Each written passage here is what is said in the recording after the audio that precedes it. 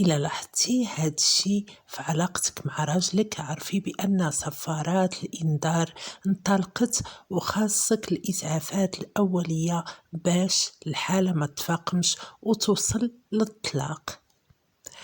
البنات كملوا الفيديو حتى الأخير، راه معلومات كتيرة كاينة في الأخير. كملوا الفيديو وكتروا لي لايك. العلامة الأولى اللي غادي نبداو بها وهي كثرة المجادلة.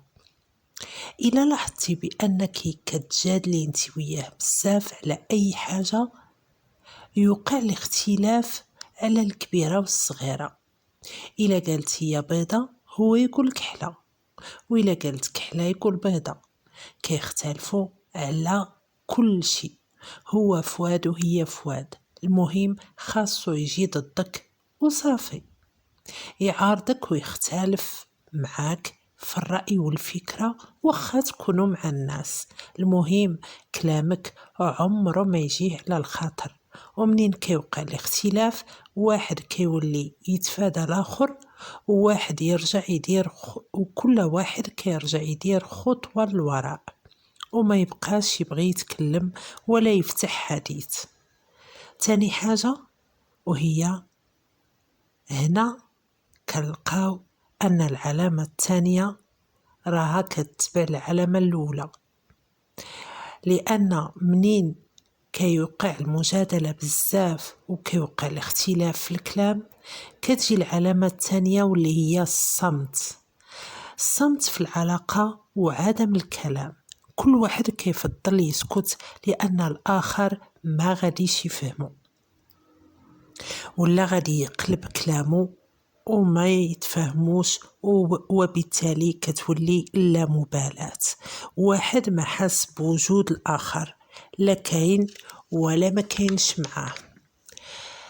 ومع الأسف بزاف اللي وصلوا لهاد المرحلة، بزاف اللي علاقتهم وصلت حتى لهاد الدرجة، كتشوفهم برا ضاحكين ناشطين لاعبين متفاهمين مع كاع الناس إلا مع بعضياتهم.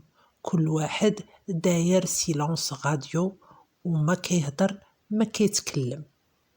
ثالث حاجة وهي الفتور في العلاقة. وهنا كنلقاو أن الطرفين بزوج ما بقاوش يبذلوا مجهود في العلاقة، يحصراه على الحب والأحاسيس اللي كانت في أول الزواج ولا فعل ماض ناقص. المرأة سيبت من نفسها، ما بقاتش هذيك المرأة اللي كتهلا، ما بقاش هامها المظهر ديالها، ما كيعني لها راجلها حتى شي حاجة. كتجلس مبهدلة قدامه وكتقول ايوا راني غير في الدار ورحنا ولفنا بعضياتنا، ماشي مشكل، ماني راه براني، راه غير مول داري، راه غير راجلي هذاك، ماشي مشكل. ايوا لا لا لا، راه هادشي اللي خلاك تبقى دايما اللور.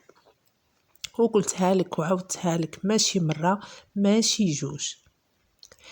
ايوا هذا بالذات اللي خرج عليك، تصاوبي منين تجي خارجة ولا منين تجي معروضة وفي ظهرك تجلسي كتخلعي، وهو بردو احاسيسو نهار كامل وهو شاد في التليفون، ما يخرجها، ما يسافر بيها، ما يخرجوا بزوج، ما يتعاودوا، ما يتحاكاو، ما يتبادلوا مشاعر زوينة، وما يتهلا فيها ما حتى شي حاجة، وصافي رجعوا بحال شي جيران في دار وحده واستسلموا للواقع المر.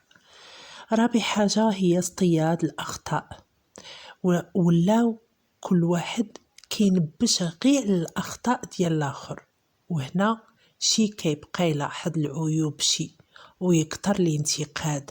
راكي درتي، راكي فعلتي، انتي اللي غلطة، انتي ما تفهميش، ما تعرفيش، وهي عاود ما جبتليش، ما درتليش، ما كتفهمنيش.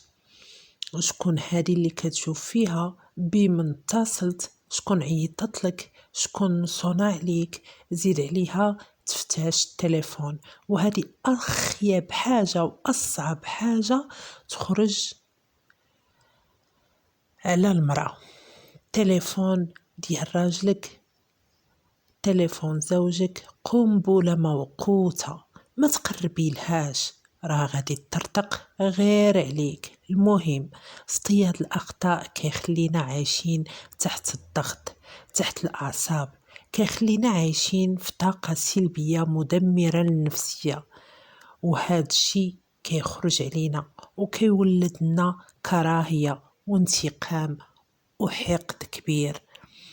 خامس حاجة هي انعدام الأمان، وهنا بعد ما كتكوني تجرحتي وتخانيتي وتهانيتي صافي، آخر مرحلة كتعيشي مع داك الراجل هي أنك كتعيشي معاه تحت سقف واحد، ولكن ما حساش بالأمان، ولكن خايفة، عايشة في عدم أمان، ما مأمنالوش لا على حياتك ولا على مالك ولا على نفسك.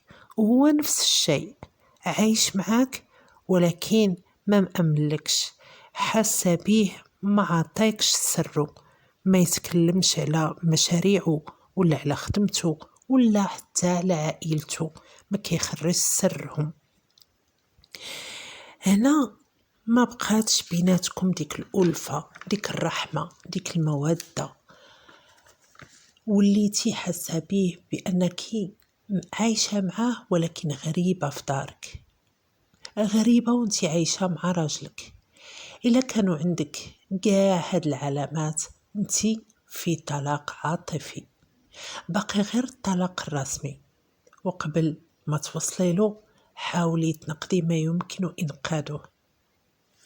أنا جيت غير باش نوعيك، باش ما توصليش لداك النهار اللي يجي ويقول لك باغي نتزوج عليك، ولا داك النهار اللي يجي وتلقايه معنق وحده اخرى ومدخلها عليك. ما تلاحظيش بزاف حبيبتي الاخطاء، هذه هي النصيحه اللي نعطيها لك انتي. اما هو ما متبعش القناه ديالي، ولكن انتي اللي خصني ننصحك.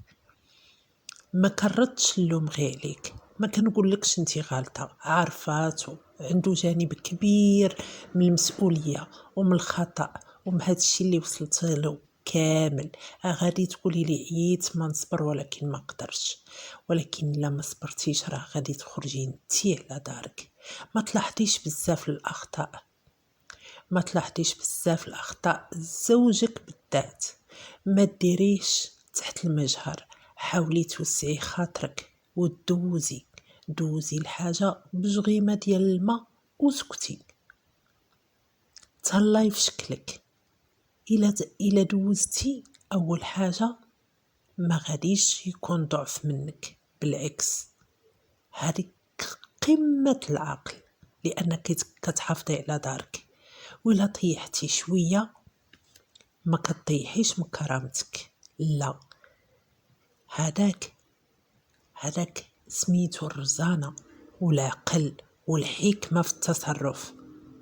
تهلاي في شكلك، تهلاي في راسك، حبي نفسك وتصالحي معها اولا وقبل كل شيء نفسك، باش يمكنلك تواصلي المسيره ديالك، باش يمكنلك تغفري وتسامحي لغيرك.